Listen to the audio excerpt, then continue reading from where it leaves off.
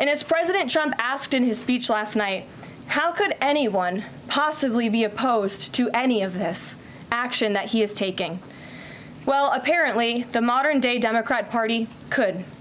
The behavior of Democrats last night was completely disgraceful and demonstrated how severely out of touch they are with the American public.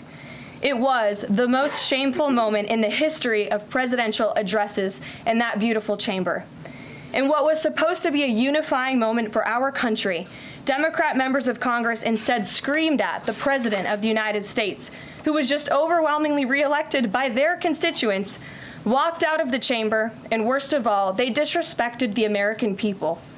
Democrats didn't stand to keep men out of women's sports. They couldn't even clap for a girl who got her head smashed in by a man on a volleyball court. Democrats didn't stand for an innocent and beautiful child who is surviving brain cancer. They opposed eliminating taxes on tips and Social Security. They didn't stand in favor of cutting taxes for hardworking Americans.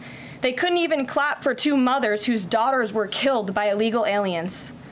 One of the only things that could get Democrats off their feet last night was cheering for Ukraine, not for America.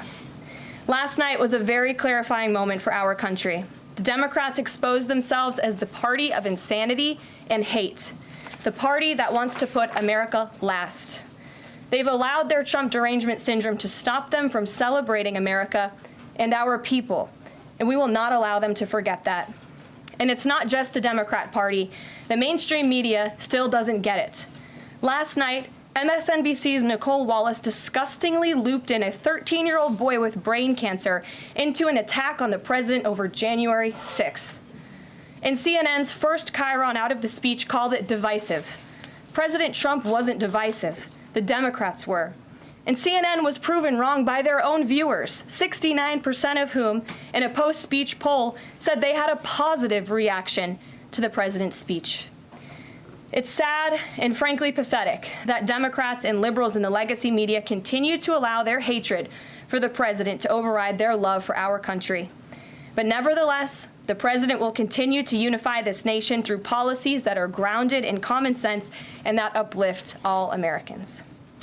We have an individual in our new media seat today, Mary Margaret Olohan, who is the Daily Wire's first ever White House correspondent. Congratulations, Mary Margaret.